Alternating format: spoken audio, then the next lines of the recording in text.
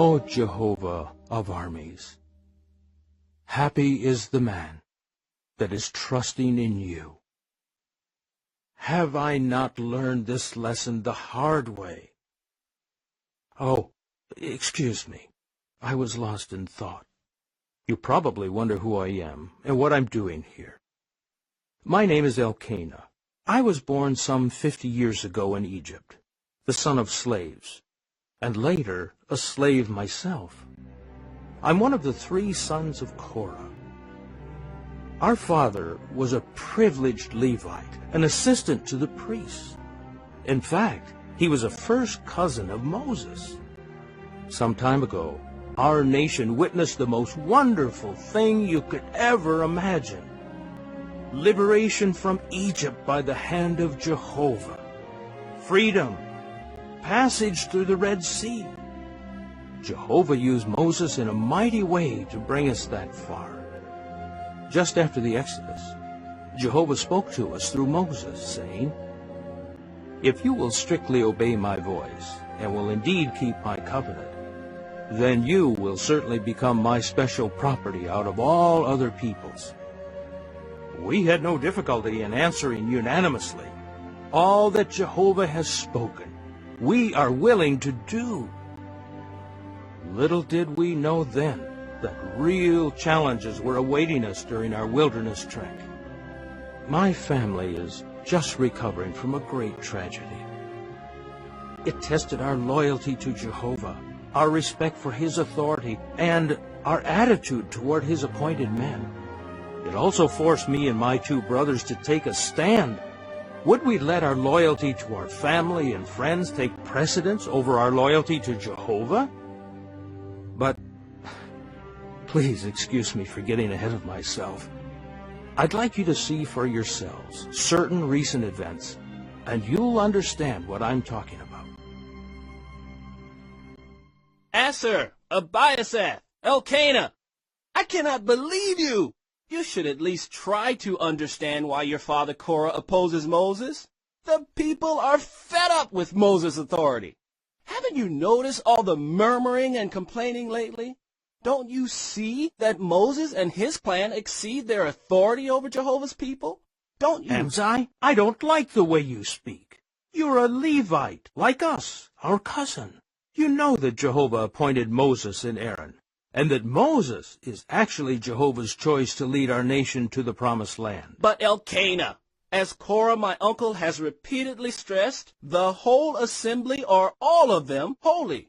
Why should Moses and Aaron lift themselves up above the congregation of Jehovah? Has not Korah himself worshipped Jehovah for many years, even under the hardship of slavery in Egypt? And he was privileged to witness the miraculous deliverance of our nation through the Red Sea by the hand of Moses.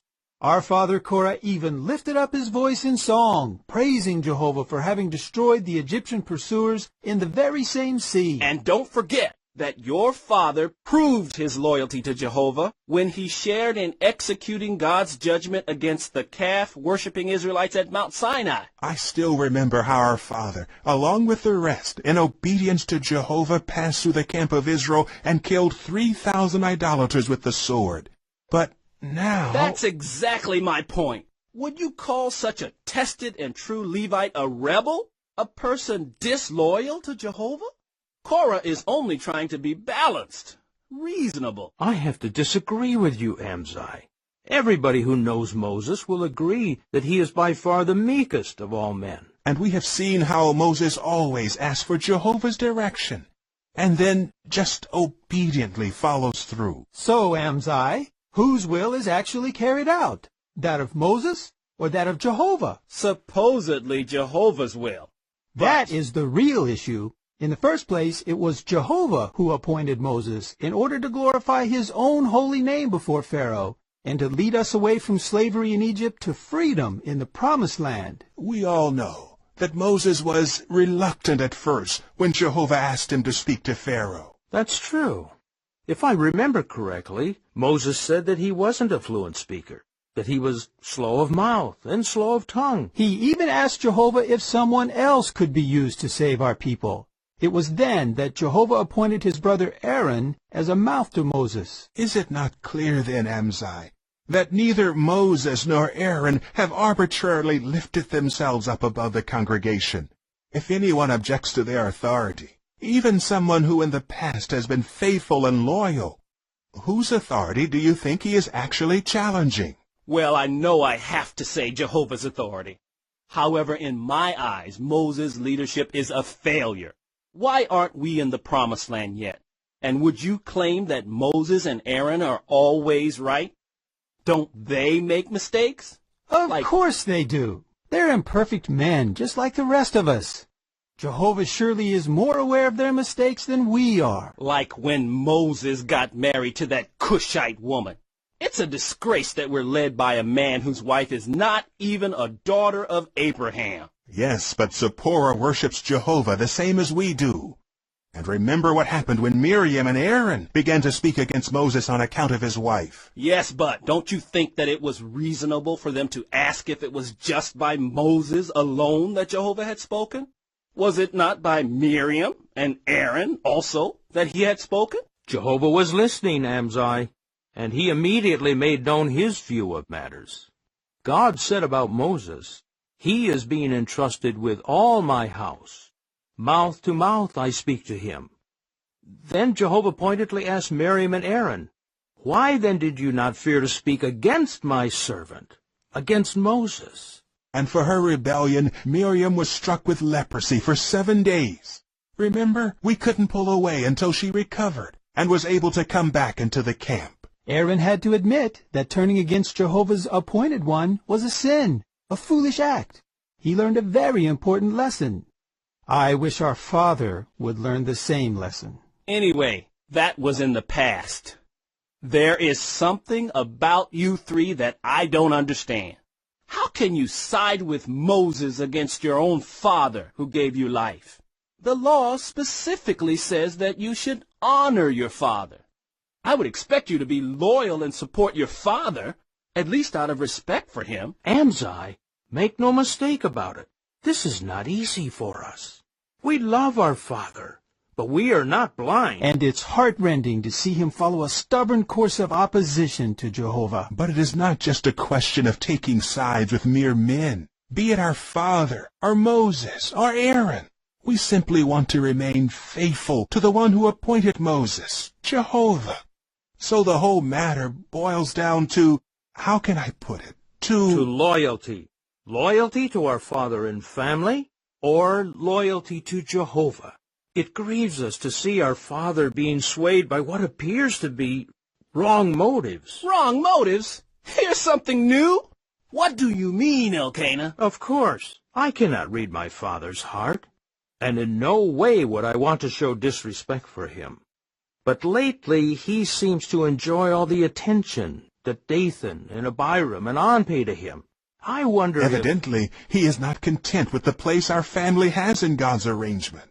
It's not a small thing to be teachers of Jehovah's law. And to carry the furniture and utensils of the tabernacle. Sadly, though, it seems that our father no longer finds satisfaction in serving as an assistant to Aaron and his priestly sons. What about Dathan, Abiram, and On, who are distinguished leaders of the Reubenites, and those 250 other chieftains, men of fame? They all seem to agree with Korah. Again, Amzai, you have to think about their possible motives. Could it be that since Reuben was the firstborn of our forefather Jacob, some of these descendants of Reubens may resent Moses exercising authority over them? And don't forget that our family camps near the Reubenites. There seems to be considerable interchange of thought between our father and certain prominent men of Reuben. I'm very much afraid that things will soon get out of hand. Why do you have to be so narrow-minded? Maybe it's time for a change. Change is good. I wonder what you are going to do when it comes to a showdown. As far as I'm concerned, Amzai, I cherish the honor that's been given to our family, serving Jehovah faithfully according to his arrangement. I feel the same, cousin. A day in Jehovah's courtyards is better than 1,000 elsewhere. We have chosen to stand at the threshold in the house of our God rather than to move about in the tents of wickedness.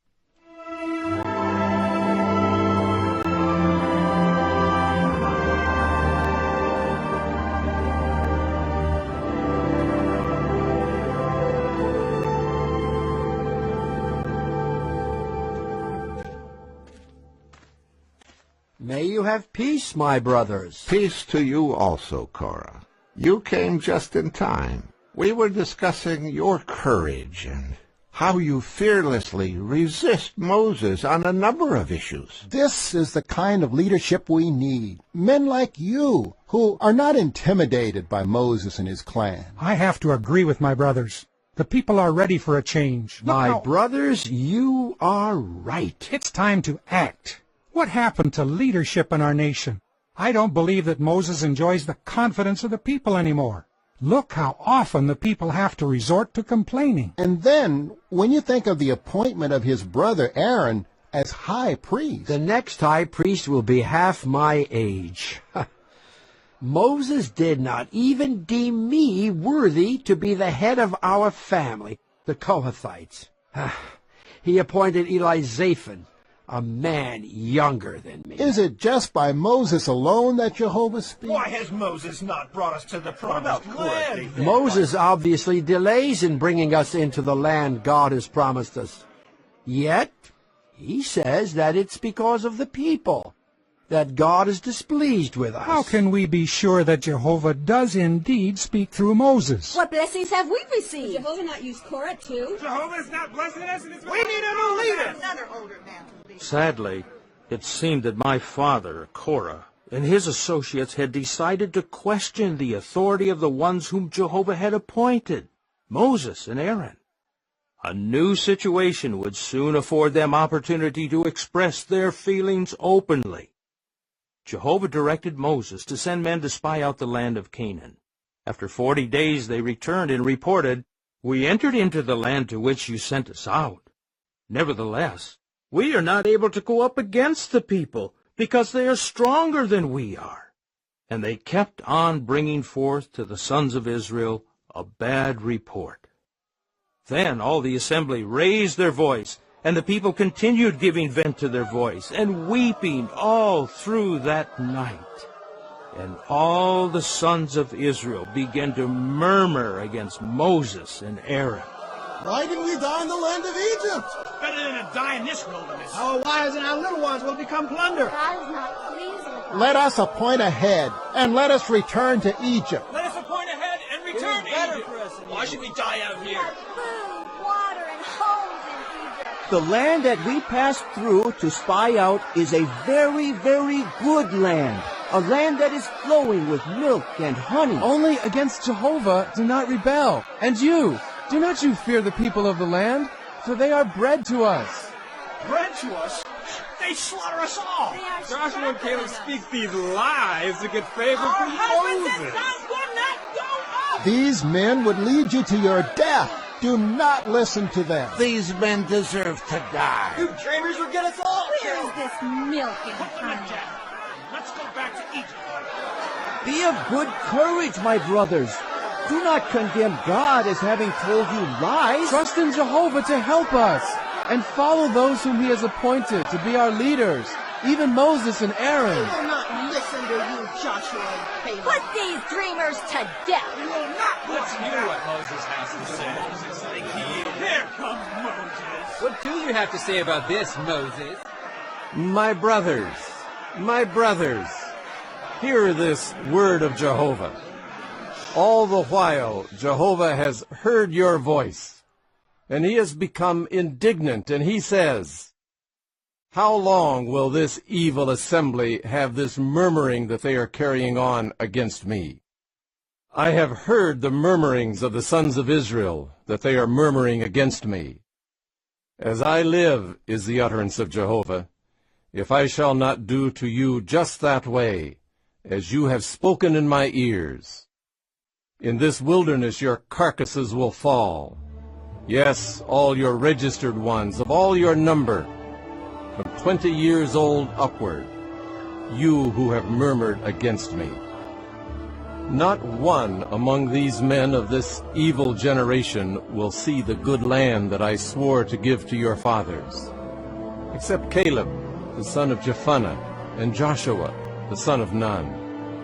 As for your little ones, of whom you said, 'Plunder they will become,' and your sons who today do not know good or bad, These will go in there, and to them I shall give it, and they will take possession of it.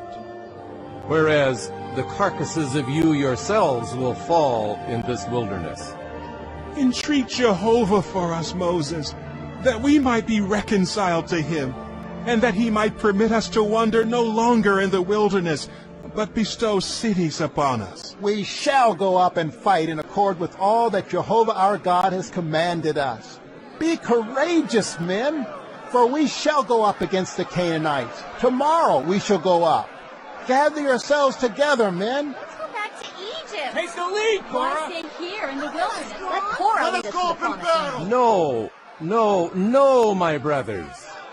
Jehovah said to me, say to them, you must not go up and fight, because I am not in your midst, that you may not be defeated before your enemies. Gird on your swords, men. Do not listen to Moses. We will go up against the land, just as Jehovah directed us when he brought us to the borders of Canaan. Why is it that you are overstepping the order of Jehovah?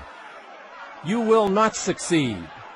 Do not go up, because Jehovah is not in your midst, that you may not be defeated before your enemies.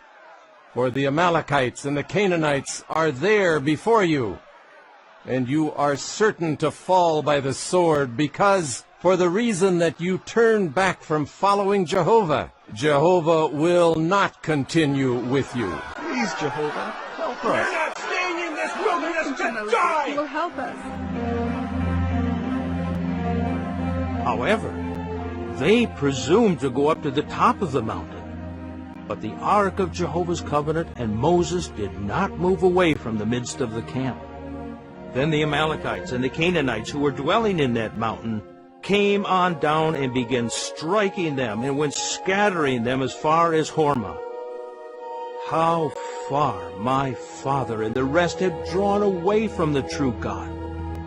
Although they were making great professions of faith in Jehovah, their murmuring and fault-finding with Jehovah's appointed servants would eventually bring them into open opposition to Jehovah. As you can imagine, our family went through a lot of agony because of my father's course. Some insisted that we had to follow him. After all, he was our own father. Our loyalty was on the line. Soon we would be severely tested.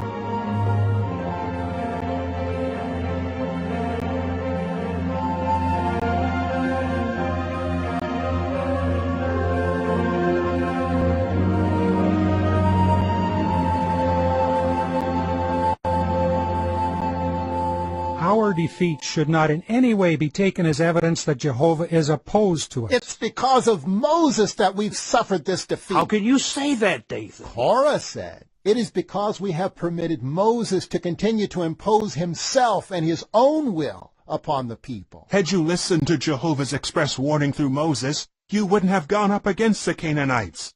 You wouldn't have suffered defeat. It's to our advantage to be our own master and to take to ourselves a new leader. Appoint a new leader. Moses has gone too far. Moses isn't fit to lead the people. Now that we are rejoicing in our deliverance from the indignities we endured under the Egyptians, why should we bear the tyranny of Moses over us? And allow ourselves to be so deluded by him. Is this a viewpoint that you men share with my father, Korah? Everyone knows that we live and move and act according to Moses' pleasure. Moses would have us believe that God foretells what concerns us only out of kindness to Moses. As if we are not all the children of Abraham. And that God has made Moses alone the author of all the knowledge that we have, and that we must still learn it from him. It is a very sad thing, my brothers, that we have not acted before this, but have allowed Moses to seek glory for himself. Amzai, could I speak with you for a moment, please? As you say, cousin. Amzai is right. Yes, we have followed Moses too long. Brothers, we must act quickly. Amzai, why do you keep speaking so bitterly against Moses? It's because I'm no longer deceived by his persuasive words. It's his clever speech that has made it possible for him to obtain his authority.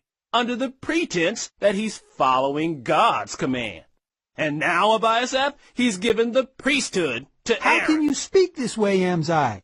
We both have the great privilege of being set apart. True, Abiasaph. But why his own brother, Aaron? It only gives cause for suspicion on the part of the older men.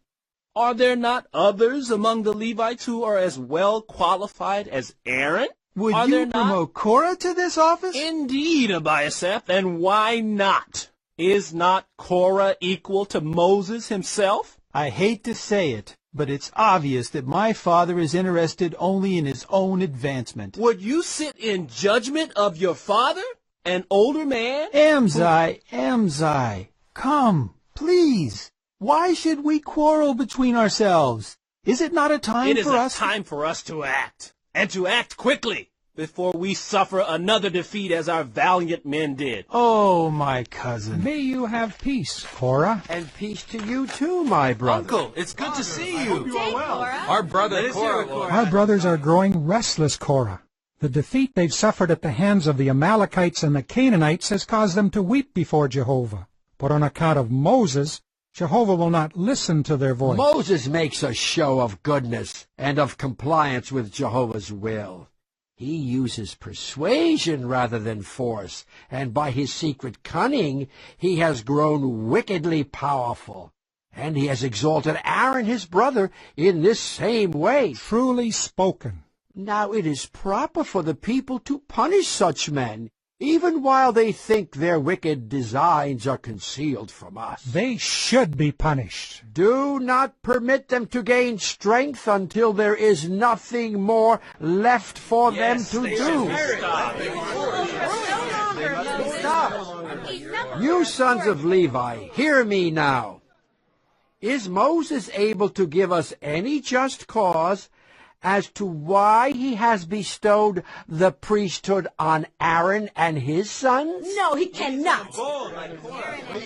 If God has determined to bestow that honor on one of the tribe of Levi, am I not also of the tribe? A prince of Levi. Though I would not take upon myself the dignity of this high office, unless it was urged upon me by the people. Korah deserves the position. Let someone else from the tribe of Levi take Let Moses' Korah place. lead us to the promised land. Take the lead, Korah. On the other hand, if God determined to bestow this honor on the tribe of the firstborn, then someone from Reuben might have it justly, and Dathan and Abiram would have it, for they are the oldest men of the tribe of Reuben, and men of fame on account of their great wealth. Anyone but Moses. Korah is of the tribe of Levi. Let Korah have it. There's Moses. That is enough of you, Moses and Aaron, because the whole assembly are all of them holy, and Jehovah is in their midst. Why then should you lift yourselves up above the congregation of Jehovah? O Korah, both you and all those with you, these 250 men of the sons of Israel, are chieftains of the assembly, summoned ones of the meeting, men of fame. But in the morning Jehovah will make known who belongs to him, and who is holy, and who must come near to him. And whoever he may choose will come near to him. Do this. Take fire holders for yourselves, you, Korah, and your entire assembly, and put fire in them, and place incense upon them before Jehovah tomorrow. And it must occur that the man whom Jehovah will choose, he is the Holy One. It is well. It is well. Joshua. Here I am, my lord.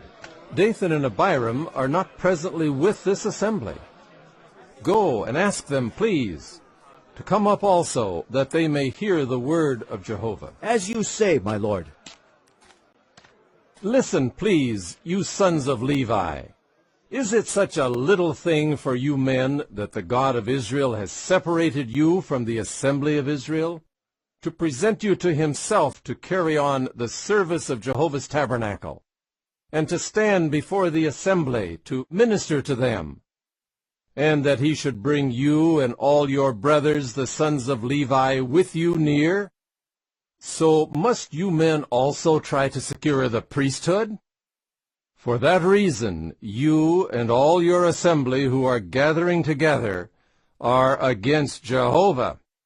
As for Aaron, what is he that you men should murmur against him? Dathan and Abiram are just as qualified as Aaron. Aaron only has the priesthood because he's your brother. What I wouldn't give for some spices and herbs, like what we Where are got our in houses Egypt. and our vineyards? You are alone, Joshua. Have Dathan and Abiram, the sons of Eliab, come up? No, my lord. Here is the word of Dathan and Abiram. We are not going to come up. Is it so little a thing that you have brought us up out of a land flowing with milk and honey, to put us to death in the wilderness, that you should also try to play the prince over us to the limit? As it is, you have not brought us into any land flowing with milk and honey, that you may give us an inheritance of field and vineyard. Is it the eyes of those men that you want to bore out? So they said, we are not going to come up. O Jehovah, do not turn to look at their grain offering. Not one male ass have I taken away from them, nor have I harmed one of them. Korah, you and all your assembly, be present before Jehovah, you and they and Aaron, tomorrow. And take each one his fire holder, and you men must put incense upon them, and present each one his fire holder before Jehovah. 250 fire holders, and you and Aaron each his fire holder. And it must occur that the man whom Jehovah will choose, he is the Holy One. Let Jehovah choose. That is enough of you, you sons of Levi. Yes, Moses, let Jehovah choose.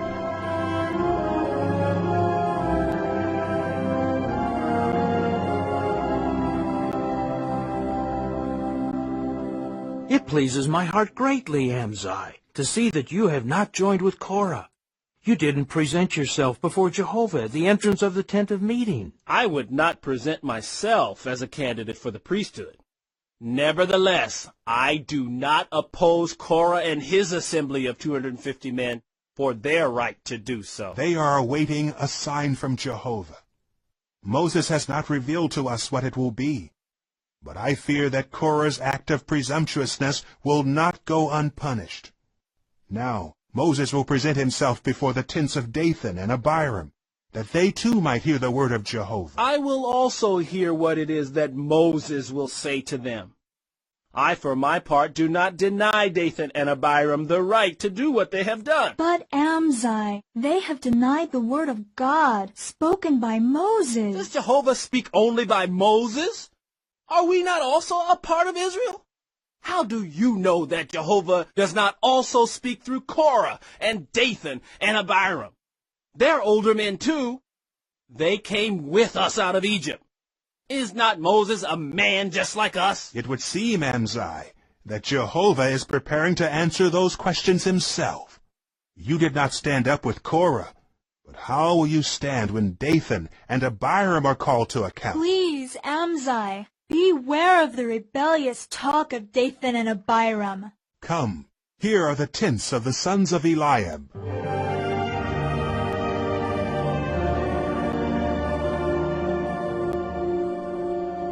What is it that you would say to us, Moses? Have you come here to play the prince over us? Turn aside, please, from before the tents of these wicked men, Korah and Dathan and Abiram, and do not touch anything that belongs to them, that you may not be swept away in all their sin. We'll see who gets swept away. Go, you weird. Nothing to worry about. Asher, Elkanah, and Abiasaph. Have you also been taken in by Moses' fear-inspiring threats? You sons of Korah claim to keep the law. Does not the law say, honor your father? Yes, you sons of Korah. Why are you not with your father now? That's the 5th of the 10 words, Abiram. The first 3 demand exclusive devotion to Jehovah. Jehovah himself is still in the midst of Israel. Separate yourselves while there is time. By this you will know that Jehovah has sent me to do all these deeds, that it is not of my own heart, if it is according to the death of all mankind that these people will die, and with the punishment of all mankind that punishment will be brought upon them, then it is not Jehovah that has sent me. But if it is something created that Jehovah will create, and the ground has to open its mouth and swallow them up, and everything that belongs to them. Amzai, please! And they have to go down alive into Sheol. You will then know for certain that these men have treated Jehovah disrespectfully.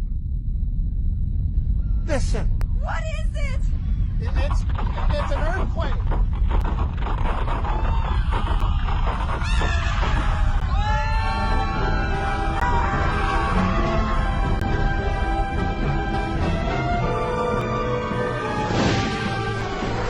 Look! Fire from God at the door of the tabernacle. The judgment of Korah. Too bad for them.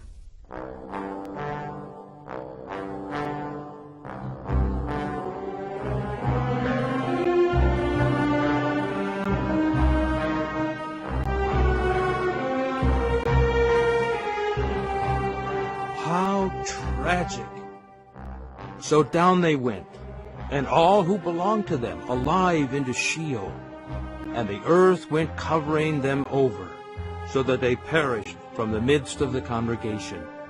And a fire came out from Jehovah, and proceeded to consume my father, Korah, and the 250 men offering the incense. These perished in the rebellious talk of Korah.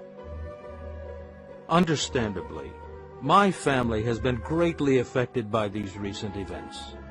The same is true of several other families of my fellow Israelites. But I don't want to let inappropriate sorrow obscure the real issues here. Korah, my father, and his accomplices actually rebelled against Jehovah's authority. Their envy, pride, and ambition led them to acts of presumptuousness, and in the end, they brought dishonor upon themselves. My father sought glory for himself, but his glory was short-lived. How glad I am that my brothers and I took the right side of the issue. How could I possibly forget the lessons that I learned from these dramatic events? Respect for those whom Jehovah has appointed shows respect for Jehovah's authority. Also, we should not let friendships or family relationships take priority over our relationship with Jehovah and our obedience to Him. Successful direction for us ultimately comes from Jehovah, and we should put implicit trust in His choices of appointed ones. This shows that we have deep respect for His authority. Jehovah's expressions of loving kindness I will sing about, even to time indefinite. For generation after generation, I shall make your faithfulness known with my mouth.